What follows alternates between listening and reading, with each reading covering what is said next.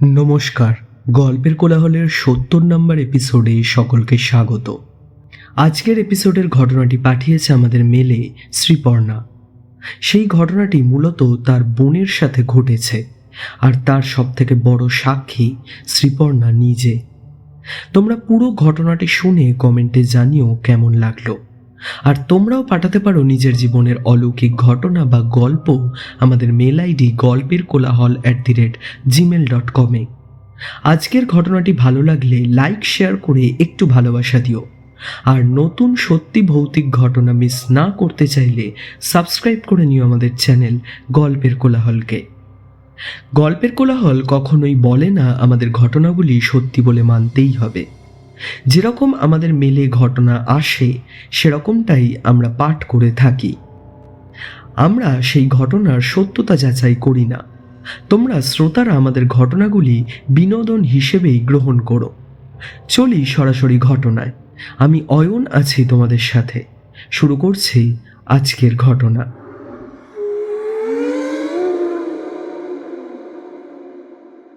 Hello অয়নদা, আমার নাম শ্রীপর্ণা। আমি গল্পের কোলাহল চ্যানেলের একজন সাবস্ক্রাইবার। রাতের দিকে কানে হেডফোন নিয়ে তোমার গলায় যখন ঘটনাগুলো শুনি, গায়ে কাঁটা দিয়ে দেয়।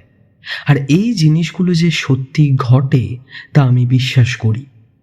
যাদের সাথে হয় তারা সবাই বিশ্বাস করে। আজ আমার তোমায় মেল করারও একটা কারণ আছে। অনেক ভাবনা চিন্তা করে শেষে সাহস দেখিয়ে লিখতে শুরু করেছি এক ঘটনা।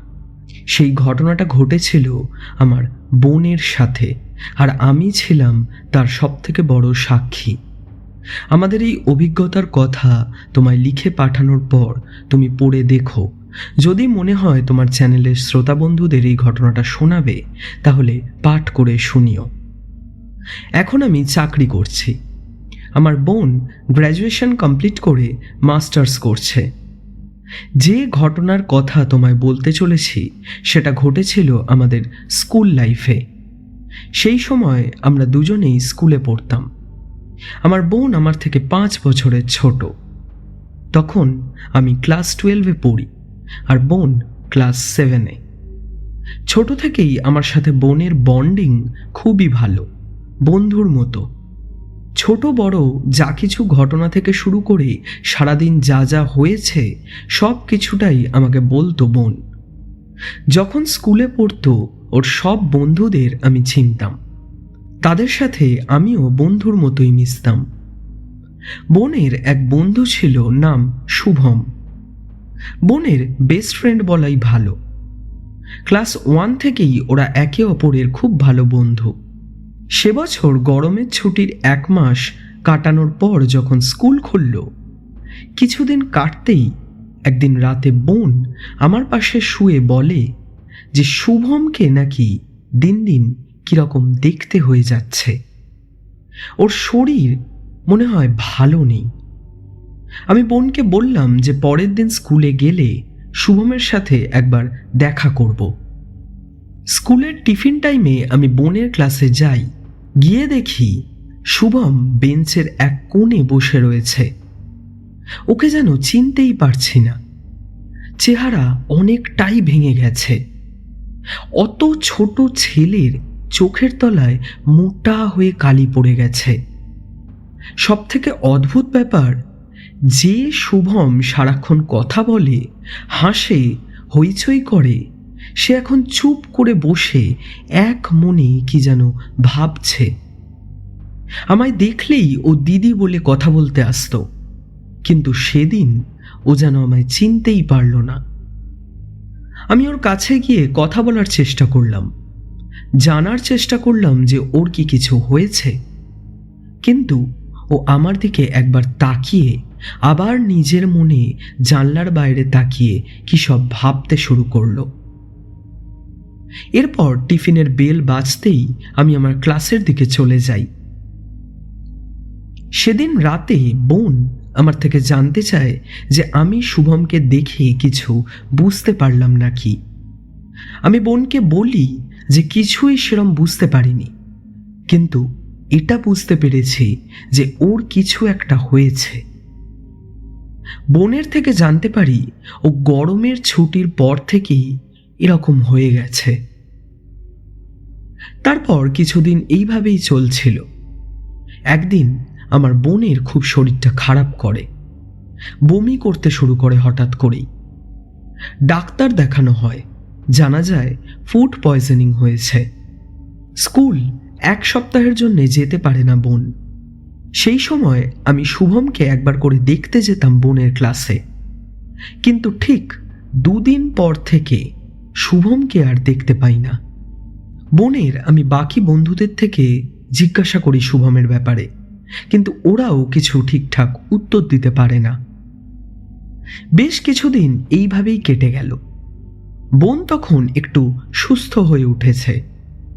একদিন রাতে আমি যখন শোয়ার তোড়জোড় করছি, বোন আমায় বলে আমি যখন স্কুলে ছিলাম তখন বোন পড়তে বসেছিল, স্কুলের ব্যাগ থেকে সব বই খাতা বার করছিল। তার মধ্যে থেকে বোন একটা চিঠি পায়। সেই চিঠিটা দিয়েছে শুভম। আমার বিষয়টা অদ্ভুত লাগে। ওইটুকু একটা ছেলে চিঠি দিচ্ছে বন্ধুকে, আর কেনই বা দিয়েছে সেই চিঠি? চিঠিতে কি লেখা আছে সেটা দেখার জন্য বোনের থেকে চিঠিটা চাই, কিন্তু ঘরের কোথাও সেই চিঠি আর খুঁজে পাওয়া যায় না। বোনের কাছ থেকে আমি জানতে চাই যে চিঠিতে কি লেখা ছিল। বোন বলল যে শুভম খুব কষ্টে আছে, ওকে বাঁচাতে হবে। আমার এই পুরো বিষয়টা কিরম যেন একটু মনে হচ্ছিল। পরের দিন যখন স্কুলে পৌঁছালাম, প্রথমে মনে হলো একবার বোনের ক্লাসে যাই, গিয়ে দেখি শুভম এসেছে কিনা। কিন্তু ক্লাসের সামনে যেতেই দেখি সবাই চুপচাপ বসে রয়েছে। পরিবেশটা এতটাই শান্ত, দেখে মনে হলো যেন ক্লাসে কোনো স্টুডেন্টই নেই। বোনের বন্ধুরা আমায় দেখতে পেয়ে দৌড়ে গেটের কাছে আসে। তাদের চোখে তখন জল। তখন আমি কিছুই বুঝতে পারিনি। তারপর ওরা বলে শুভম মারা গেছে। আমার এই কথাটা শুনে ওখানেই চোখ দিয়ে জল চলে আসে। কিন্তু বোন যে চিঠিটা পেল সেটা তাহলে কে দিল? শুভম ঠিক তার আগের দিন সকালেই মারা গেছে। ওইটুকু একটা ছেলে হঠাৎ করে কি করে এইভাবে চলে গেল তা কেউই জানে না। ওর বাড়ির লোকের সাথেও কারোর ঠিকভাবে কথা হয়নি। ওর মৃত্যুর কারণটা অজানাই রয়ে গেল তখনও। সেদিন স্কুল শেষ করে আমি বাড়ি ফিরে বোনের সামনে দাঁড়াতেই বোন আমাকে শুভমের ব্যাপারে আমি কিছু জানতে পেরেছি নাকি জিজ্ঞাসা করে।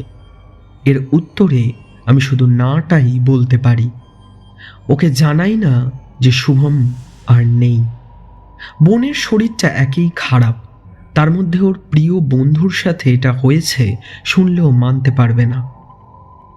সেদিন রাতে যখন আমি শুতে যাই, আমার বোন বলে, জানিস দিদি, শুভম এসেছিল, কিন্তু কোনো কথা বলল না, শুধু আমার হাত ধরে কাঁদছিল আর আমায় একটা চিঠি দিয়ে গেল।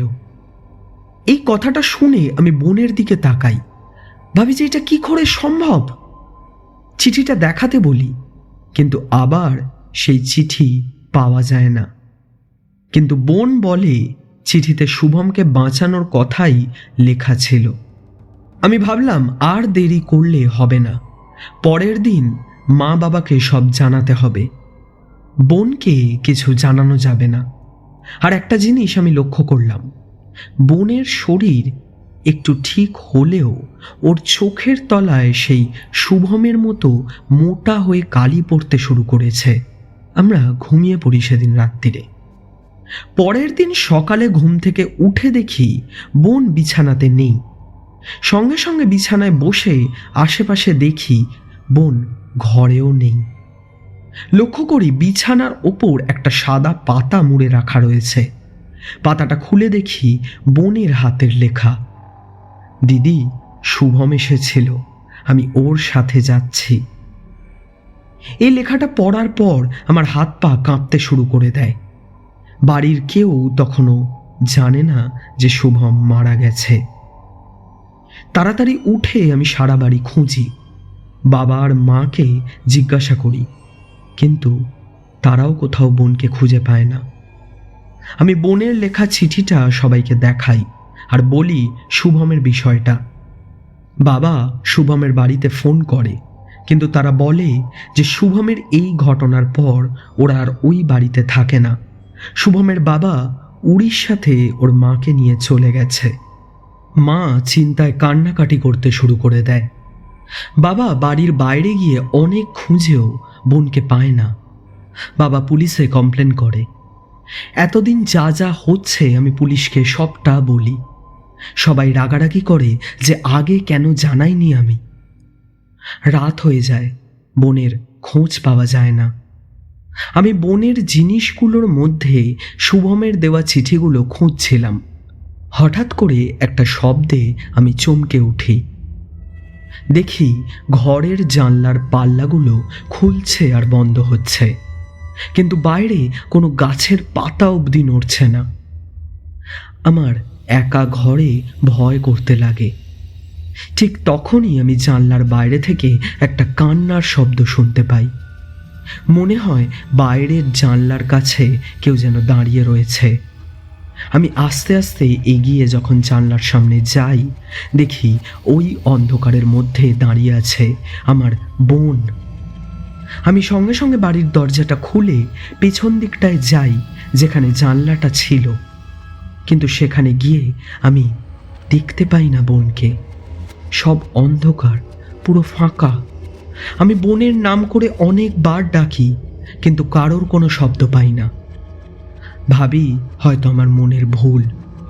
আবার ঘরের ভেতরে ঢুকে যখন আমি দরজা দিচ্ছি, ঠিক তখনই ঘরের ভেতর থেকে আমি আবার কান্নার একটা শব্দ শুনতে পাই। আমি ভালো করে শুনি, গলাটা চেনা লাগে, আমার বোনের গলা। আমি দৌড়ে ঘরের ভেতরে গিয়ে দেখি ঠিক ওই জানলার সামনে দাঁড়িয়ে আছে আমার বোন, কিন্তু ও ঘরের বাইরে থেকে ভেতরে কখন এলো? ওকে দেখি জানলার বাইরের দিকে তাকিয়ে কার সাথে কথা বলছে আর কাঁদছে। আমি আস্তে আস্তে বোনের দিকে এগোতে থাকি, দেখার চেষ্টা করি কার সাথে ও কথা বলছে। কিছুটা এগোতেই আমি থমকে দাঁড়িয়ে যাই। দেখতে পাই জানলার বাইরে দাঁড়িয়ে আছে শুভম। অন্ধকারের মধ্যে ওর মুখটা আমি পরিষ্কার চিনতে পারি। চোখের তলার কালি আরো মোটা, আরো স্পষ্ট। মুখটা পুরো সাদা ফ্যাকাশে, চুপ করে দাঁড়িয়ে রয়েছে। ওর চোখের মণিটা বোনের দিক থেকে আমার দিকে ঘোরে। সঙ্গে সঙ্গে আমার বোন আমার দিকে তাকায়। বোনের ঘাড়টা শুধু ঘোরে, শরীরটা এক জায়গায় স্থির।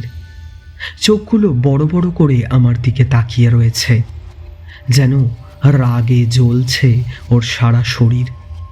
মুখ দিয়ে রক্ত ঝরছে। বিকট গলায় বোন বলে উঠল, তুই আমায় শুভমের সাথে কথা বলতে দিলি না, ওকে সাহায্য করতে দিলি না। ও চলে গেল, আমিও যাব তোর কাছে, আর তোকেও নিয়ে যাব। বোন কিভাবে যেন একটা হাতগুলো বাড়িয়ে আমার দিকে এগিয়ে আসছিল। আমি বুঝতে পারছিলাম ওটা আমার বোন নয়। আমি ওকে জিজ্ঞাসা করছিলাম আমার বোন কোথায়, কিন্তু ও আমায় মারার জন্য এগিয়ে আসছিল। আমার একদম সামনে এগিয়ে আসতেই আমি চোখ বন্ধ করে চিৎকার করে উঠি। বাবা মা ঘরে ছুটে আসে, আমায় ডাকে। আমি তখনও ভয় কাঁপছিলাম। চোখ খুলে দেখি বোন কোথাও নেই। আমি বুঝতে পারি বোন খুব বিপদে রয়েছে। আমি মা বাবাকে শুধু শুভমকে দেখতে পাওয়ার কথাটা জানাই। বোনের এই ব্যাপারটা বললে কোনো লাভ হবে না, বরং সবাই চিন্তা করবে। আমি মনে মনে ঠিক করি আমায় বোনকে খুঁজে বার করতেই হবে। আমি আমার এক বান্ধবীকে ফোন করে সবটা বলি। সে বলে তার মেশো নাকি এসব বিষয়ে অনেক পড়াশুনো করেছে, অনেক কিছু জানে।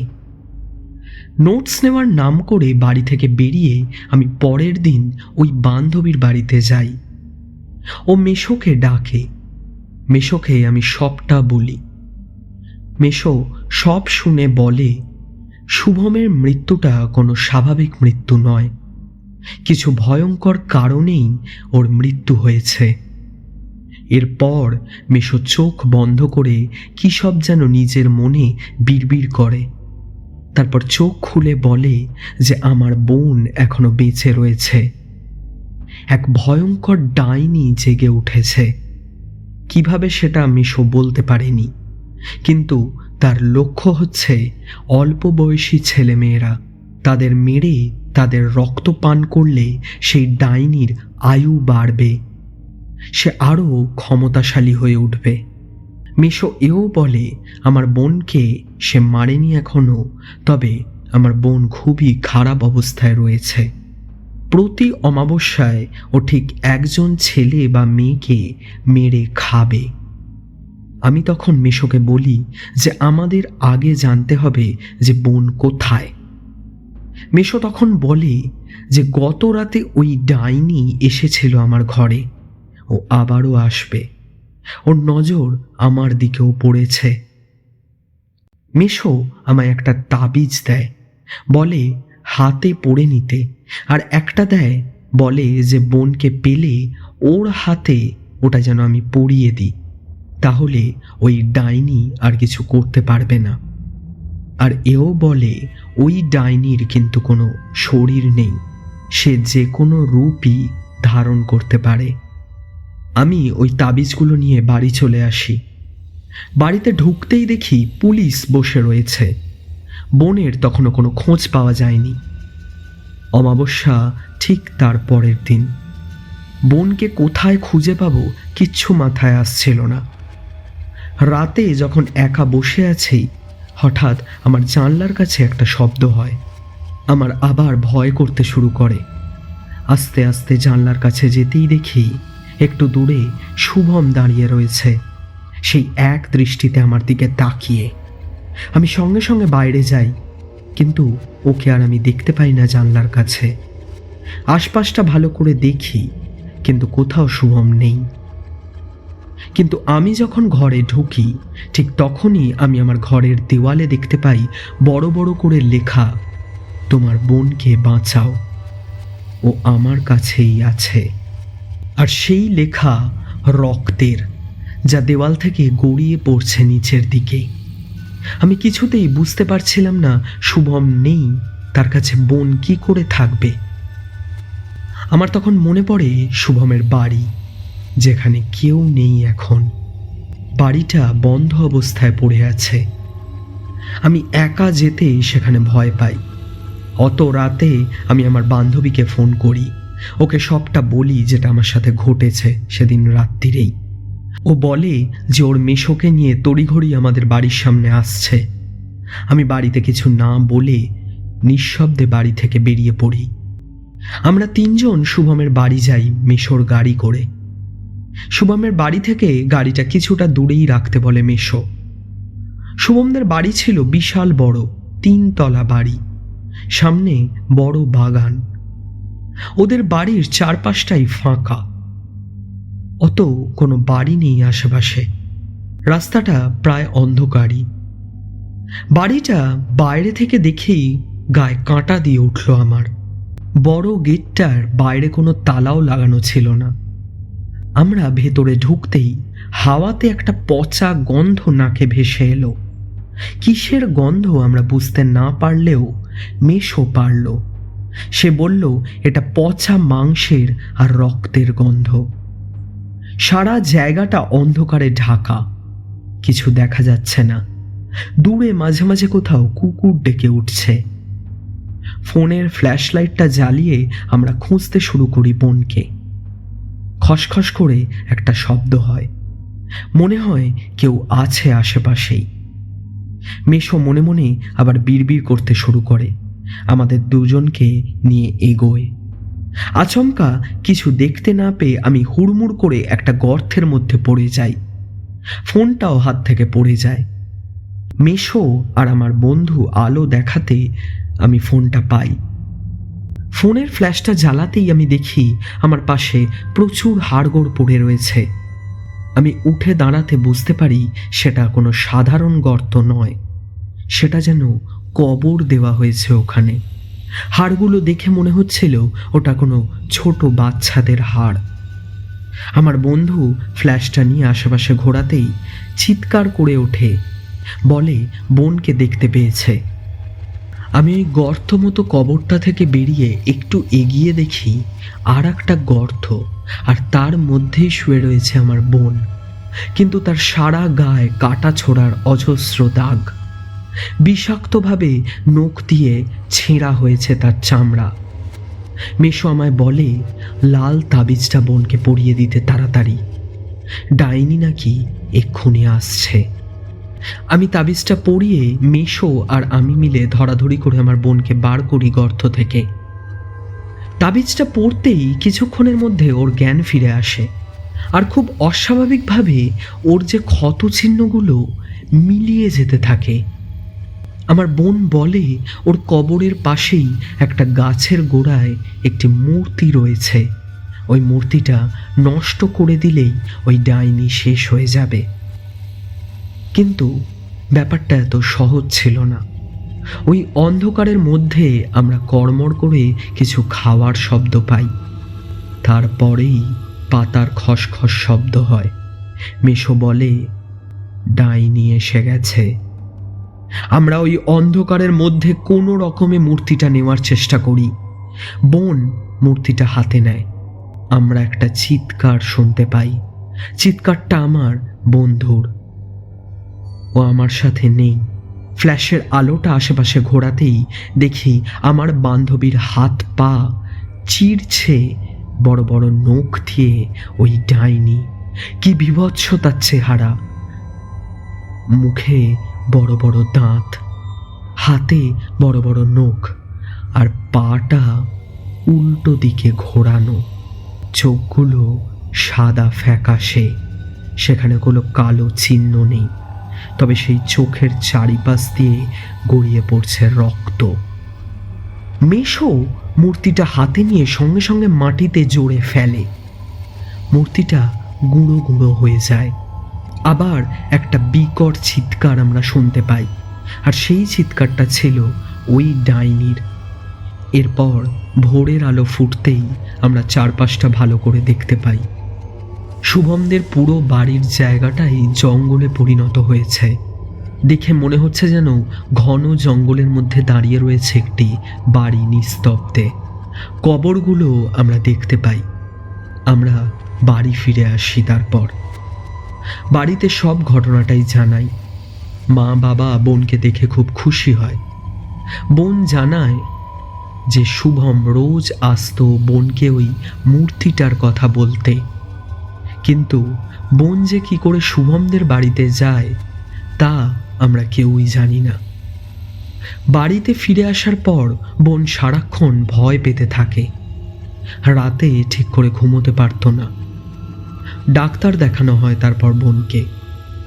তারপর আস্তে আস্তে ও সুস্থ হয়ে ওঠে। এর মধ্যেই আমার মা শুভমের মাকে ফোন করে জানতে চায় যে শুভম কি করে মারা গেছিল। শুভমের মা কাঁদতে কাঁদতে জানায় যে স্কুলের গরমের ছুটিতে শুভমরা এক জায়গায় ঘুরতে যায়। সেখান থেকে শুভমকে একজন অচেনা লোক একটি মূর্তি দেয়। মূর্তিটা দেখে শুভমের মা আর বাবা ওটাকে কাছে রাখতে বারণ করে, কিন্তু শুভম মূর্তিটাকে ফেলে দিতে চায় না। শুভমের আস্তে আস্তে ওই মূর্তিটা খুব কাছের হয়ে ওঠে, আর সাথে সাথে শুভম পাল্টাতে শুরু করে। ওর শরীর খারাপ করতে শুরু করে। শেষে একদিন রাতে শুভমের মৃতদেহ পাওয়া যায় ওই বাড়ির সামনে একটি গর্তর ভেতর থেকে। শুভমের মা আর বাবা পুলিশকে জানিয়েছিল। সেটার পর পুলিশ শুভমের বাবা মায়ের ওপরেই সন্দেহ করেছিল। শুভমের বাবা মা এমন কিছু বুঝতে পেরেছিল সেটা পুলিশকে বোঝাতে পারেনি। ওই বাড়িতে নানা রকমের উপদ্রব শুরু হয়েছিল ওদের ওপর। ওরা আর নিতে পারছিল না। ওরা শুভমকেও দেখতে পাচ্ছিল নানা রকমভাবে। মাঝে মাঝে শুভমের শুধু শরীরটা দেখতে পেত, মুন্ডু ছাড়া। আবার মাঝে মাঝে শুধু শুভমের মুন্ডুটা মেঝেতে ঘষে ঘষে চলতো। তবে ওটা শুভম ছিল না, সেটা পুলিশকে বলেছিল। পুলিশ সন্দেহ করেছিল শুভমের বাবা মা পাগল, তাই ওরা চলে গেছে এখান থেকে। তাই শুভমের বাবা মা এক রাতে অতিষ্ঠ হয়ে ওই বাড়ি ছেড়ে চলে যায়। আশেপাশের লোকেরা জানতো শুভম মারা গেছে, তাই শোকে তার বাবা মাই বাড়ি ছেড়ে চলে গেছে।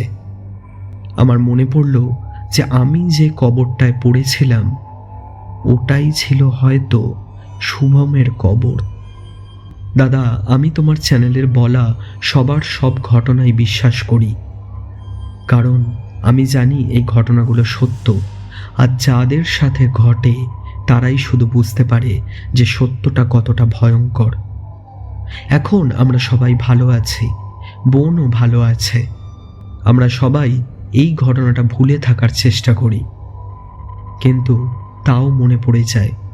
বেশি হয় আমার আর বোনের সাথে। বাবা মা তো সেদিন রাত্রিরে ওই দৃশ্যটা দেখেনি বোনের, যেটা বোনের শরীরে ওই ক্ষত চিহ্ন হয়েছিল।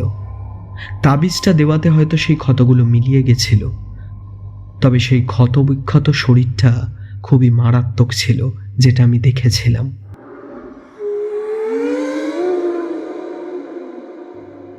শ্রীপর্ণা, খুব ভয়ানক অভিজ্ঞতার শিকার হয়েছিলে তোমরা। অনেক ছোট বয়সেই যদিও হয়েছিল এটা অনেক সাহস বলতে হবে তোমাদের। খুব ভালো লাগলো তোমার ঘটনাটি পাঠ করে। শ্রোতা বন্ধুরা, জানাও তোমাদের কেমন লাগলো আজকের ঘটনাটি কমেন্ট করে। লাইক শেয়ার করে একটু সাপোর্ট করো, আর সাবস্ক্রাইব করতে কিন্তু ভুলো না।